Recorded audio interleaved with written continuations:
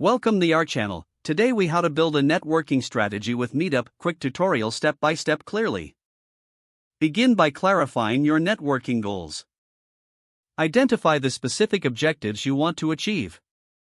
Decide whether you are looking to meet industry professionals, potential clients, or peers. Research meetup.com to get familiar with the platform. Create an account if you haven't done so already. Once logged in, utilize the search bar to explore groups relevant to your interests.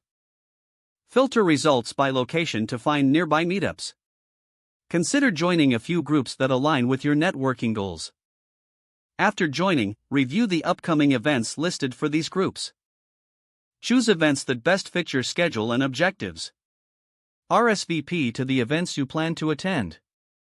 Prepare a quick introduction about yourself before attending. Practice active listening to engage with other attendees effectively. As you meet people, exchange contact information for follow-ups. Take notes during the event to remember key conversations. Follow up with new connections within a few days after the event.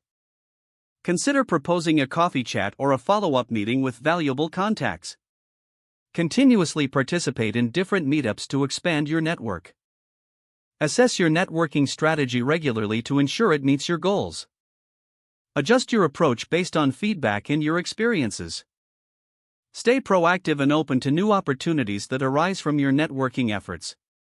If the page does not load, refresh the browser or try again in a private or incognito window. Make sure you are using the correct email address. If your password is not accepted, use the reset option and create a new strong password you can remember. Check your spam folder for verification or security emails, then complete any requested confirmation steps. Enable two-factor authentication if available to improve account security and reduce unauthorized access risk. After signing in, review your profile details so your contact information and settings are accurate and current. If you see an error message, note it down and try again after restarting your device and internet connection. Don't forget to like this video and subscribe to our channel for more step-by-step tech guides.